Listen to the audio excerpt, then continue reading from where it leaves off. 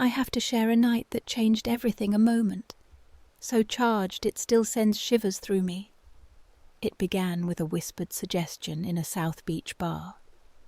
A bold idea that led me, my husband Ryan, and another couple, Ava and Noah, out into the Miami night, leaving our drinks behind and the weight of unspoken possibilities thick in the air.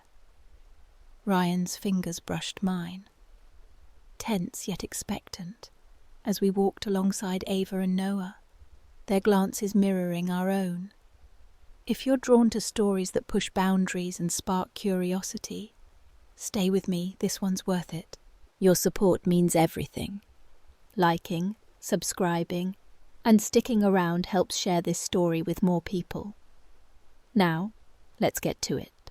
It started the night before, in the quiet of our hotel room at a beachfront resort in Miami Beach. I swirled my wine, watching Ryan across the bed. His fingers tightened around his glass, but he didn't speak right away. They're into it. You know, I said, a slow, knowing smile spreading across my face. Ava and Noah, the couple we met by the pool. His gaze lifted to meet mine, a flicker of curiosity passing between us. If we wanted to. I continued, tracing the rim of my glass with one finger. We could have them. His jaw shifted, his expression guarded as he set his drink down carefully. You're joking, aren't you? He asked, his voice cautious. I let out a slow exhale, my knee brushing his, noticing the way his posture shifted with interest. Am I replied, tilting my head. I stretched against the pillows, my robe slipping just enough to catch his attention before he looked away. We came here to have fun. Didn't we? I said, my fingertips grazing his wrist, feeling the warmth of his skin and the steady pulse beneath. He hesitated, his fingers curling slightly against his leg. And you think this is fun? He asked, his voice low. I smiled, leaning closer. I think it could be. And I think you do too. His breath hitched, and I pressed on. Ava was very attentive to you today. That got a reaction, a subtle shift in his breathing. She was just being friendly, he said, but his voice wavered, and he shook his head as if to convince himself. I laughed softly. Sure. His throat worked as he swallowed, his gaze drifting toward the balcony, where the dark waves of the Atlantic crashed beyond the open doors. And Noah, he asked. Quieter now. I waited until his eyes met mine again. He noticed, I said, pausing to let the words sink in. And he liked it. His fingers twitched against the sheets, and I leaned in, my voice just above a whisper. Tell me the truth. Ryan, if I said we could have them, would you want it? Silence hung between us, but I already knew the answer. I leaned back, took a slow sip of my wine, and smirked over the rim. Good, I said, letting the moment stretch, heavy with anticipation. Because tomorrow night, we make our move. The next evening came quickly. We spotted Ava and Noah the moment we stepped into the resort's open-air bar. Ocean breeze. Its neon signs and palm frond decor screaming South Beach. Lanterns cast a golden glow over polished wood and rattan furniture. The ocean breeze carrying the scent of salt and mojitos, mingling with the pulse of Latin pop music. Ava sat at the bar, legs crossed, idly twisting the stem of her cocktail glass between her fingers. Noah leaned in close, murmuring something in her ear. But when they saw us, the mood shifted. There was no hesitation, just a quiet understanding in their eyes. I met Ava's gaze, letting a small smile play across my lips as I stepped beside her. "Didn't think we'd see you again," I said, my tone light but deliberate. She turned slightly, her eyes sparkling with amusement. "Didn't you, Emma?" she replied, her voice carrying a subtle challenge. Behind me, Ryan and Noah exchanged casual words, the kind that filled the silence but meant little. The real conversation was happening here, between us. I let my shoulder brush hers, just enough to feel the warmth of her skin. "Enjoying yourselves?" I asked. She tilted her head. "Considering." "More now," she said, her lips curling into a knowing smile as she set her glass down. I reached for a napkin, my fingers brushing hers as I picked it up. A slight pause told me she felt the spark too. Noah shifted closer, his eyes watchful but calm. Ryan mirrored him, the space between us tightening, the moment locking into place. "Let's get out of here," I murmured, my voice low and deliberate. Ava didn't ask where or why. She simply set her glass down and stood, Noah following. Ryan glanced at me, then stood too, and together we walked out into the humid Miami night, the neon glow of South Beach fading behind us. The door of their bungalow clicked shut behind us, the soft glow of lanterns casting shadows across the room. The distant murmur of the ocean mingled with the thick, warm air, heavy with anticipation. We moved without discussion, as if drawn by an unspoken agreement. Ryan sank onto the couch beside me, his fingers flexing once against his knee before settling. Across from us, Noah stretched an arm along the back of the seat, relaxed but watchful, his eyes sharp with intent. Ava took her time, lowering herself beside Ryan, her bare knee pressing against his leg, not accidental, not subtle. "You're quiet," Ava mused, tilting her head toward Ryan, her voice teasing. He exhaled through his nose, shaking his head slightly. "Just taking it all in," he said, his voice steady but laced with tension. She smirked, setting her glass aside. "Good," she replied, her tone playful but deliberate. Beside me, Noah moved closer, his hand resting lightly on my thigh, expectant but not pushy. I let him, my eyes flicking to Ava as she noticed. Her fingers trailed over the fabric of Ryan's sleeve, tracing a slow path down to his wrist. "You don't have to sit so still," she teased, her voice soft but commanding. Ryan's jaw tensed, his restraint palpable. I dragged my nails lightly along Noah's hand, my voice lazy but pointed. "She's right," I said, glancing at Ryan.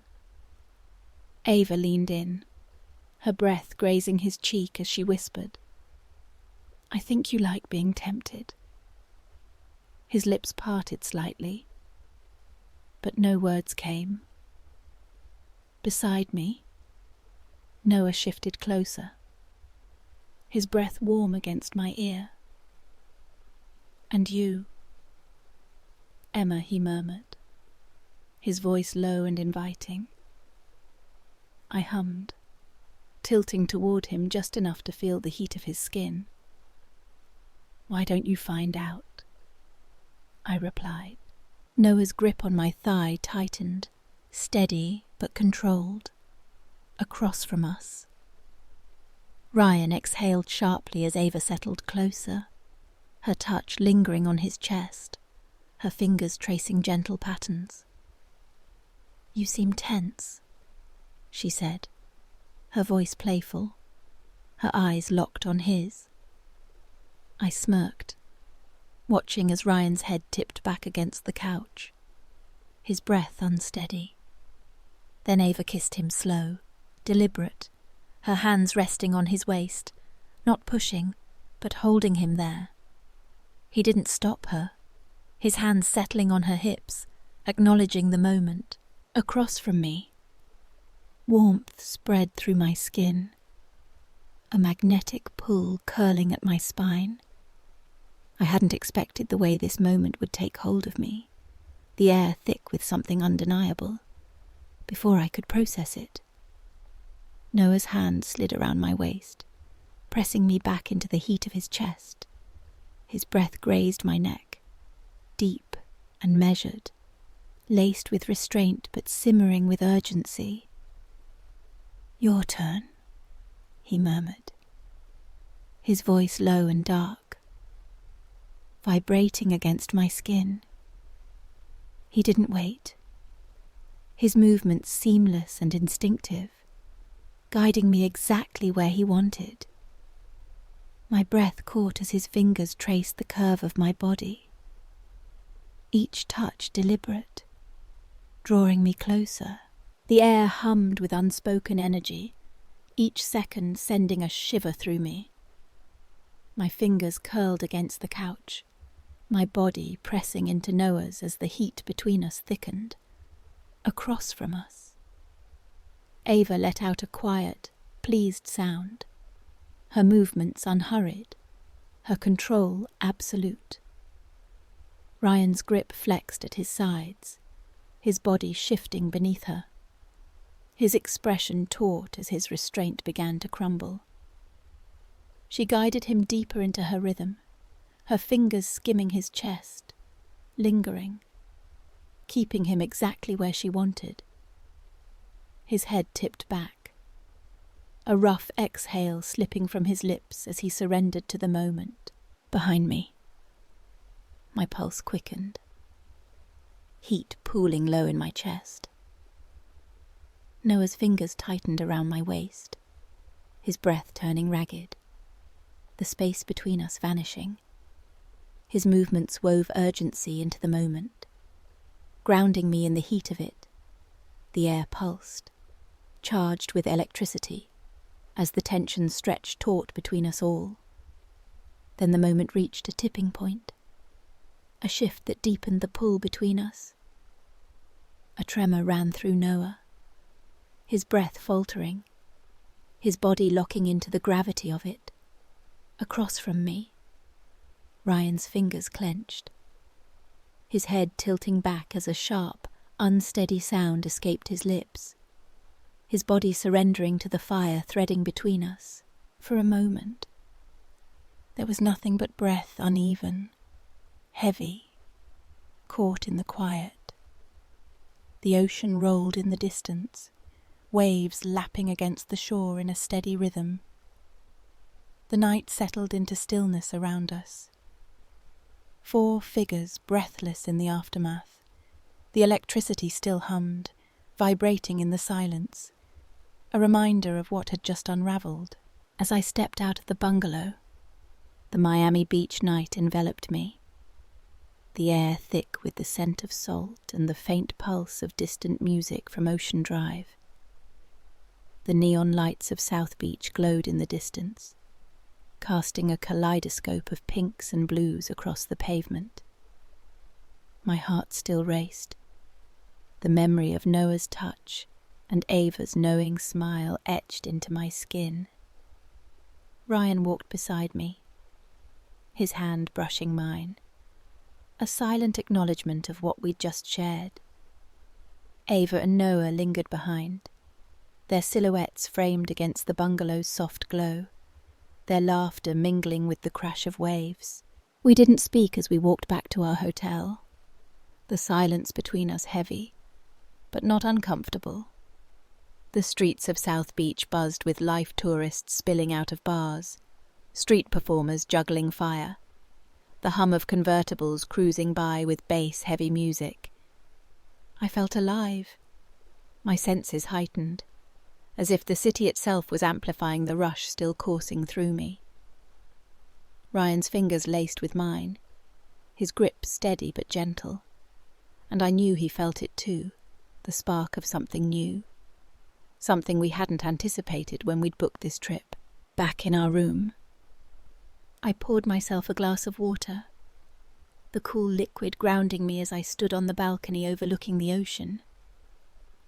The waves glittered under the moonlight, a rhythmic reminder of the night's intensity.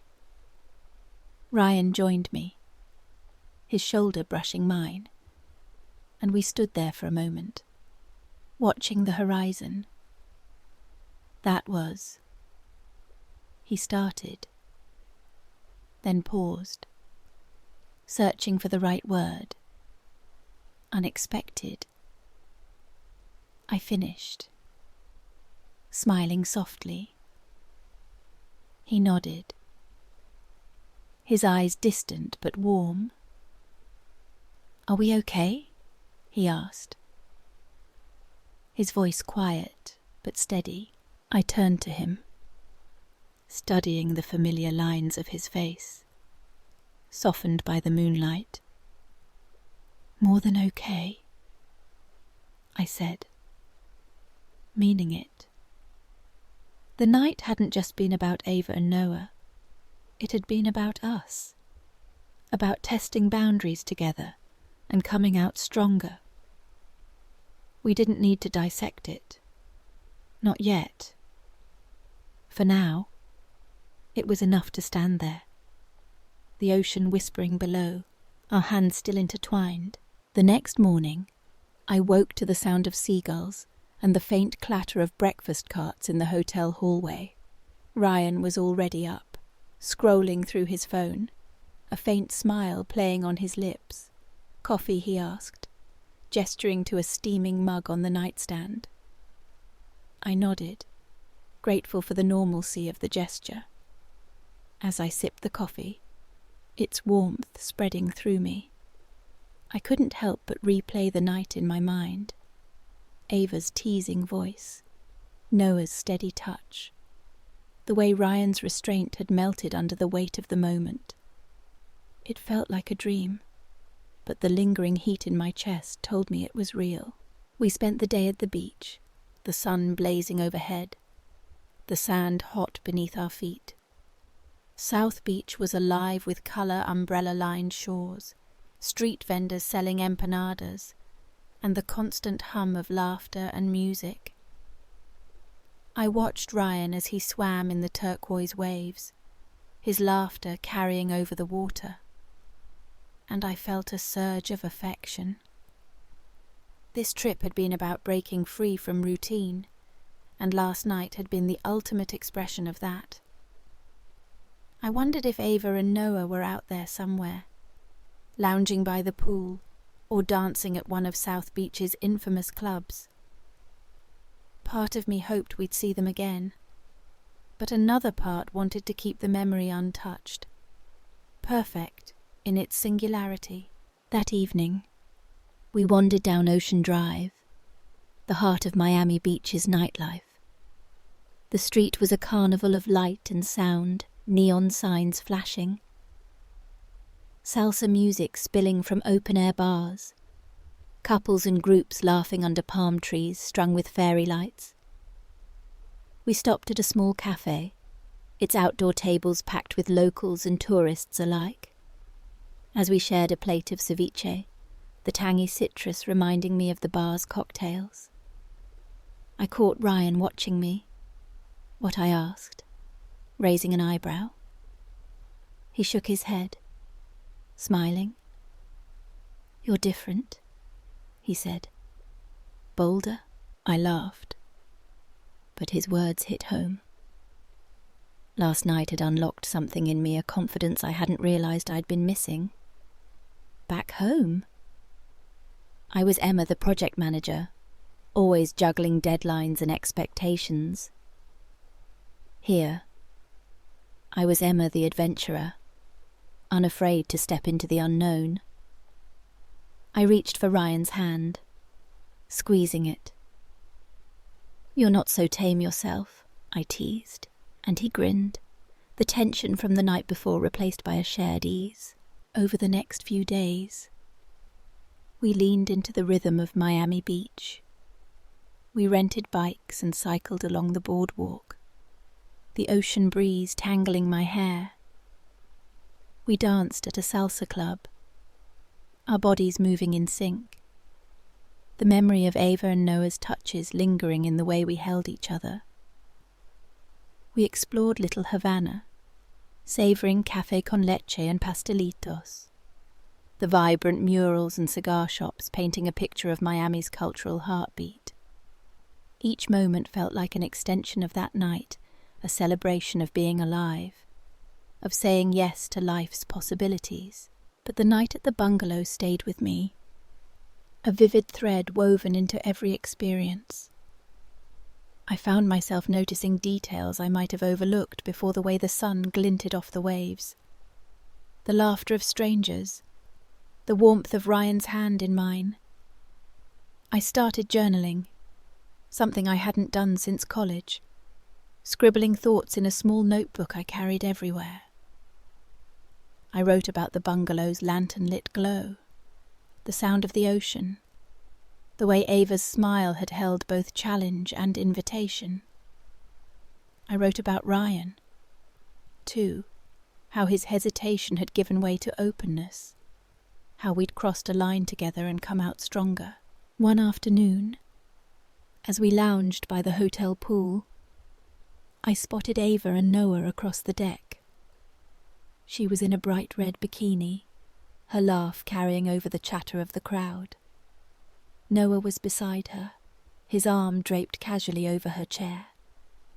Our eyes met, and Ava raised her glass in a subtle toast, her smile knowing, but warm. I smiled back, a silent acknowledgement of our shared moment. Ryan noticed, his hand resting on my knee. "Should we say hi?" he asked, his tone light but curious. I shook my head. "Let's keep it as it was," I said, and he nodded, understanding. That night, we went back to Ocean Breeze, the bar where it all began. The same lanterns glowed, the same Latin beat pulsed through the air. The bartender, a woman with a quick smile, mixed us mojitos as we settled at a corner table. I watched the crowd, locals in linen shirts, tourists snapping selfies, couples swaying to the music, and felt a deep gratitude for this place, this moment. Miami Beach had given us more than a vacation.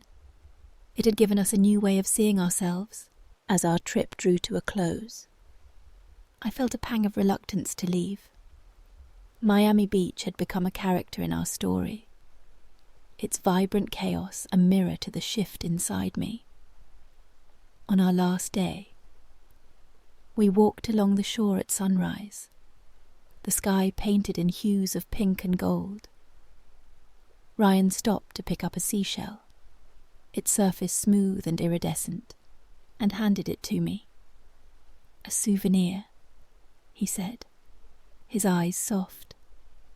I tucked it into my pocket, a tangible reminder of this place and what it had awakened in us.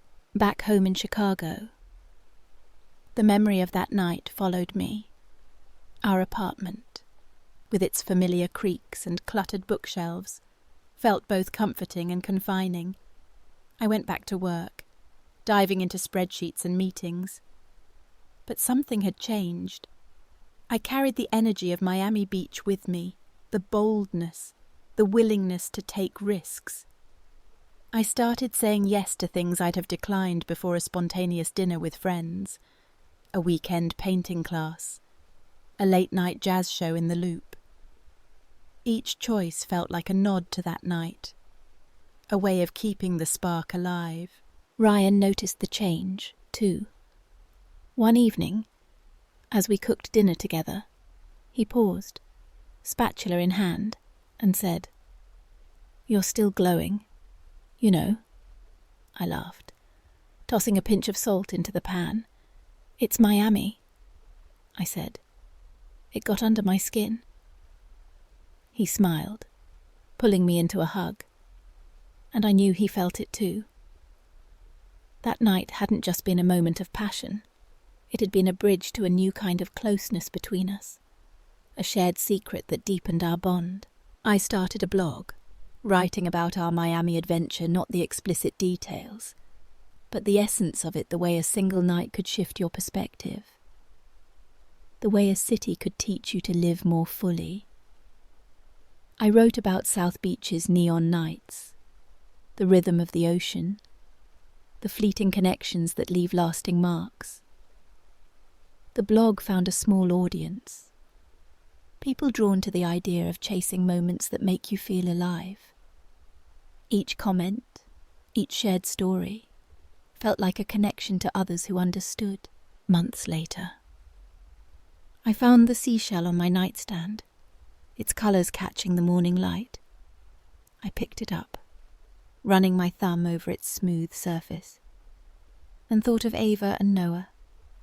I wondered where they were, maybe back in their own lives, carrying their own memories of that night. I didn't need to see them again. Their role in our story was complete, but I was grateful for them, for the way they'd helped us discover something new about ourselves. I kept exploring, both in Chicago and beyond.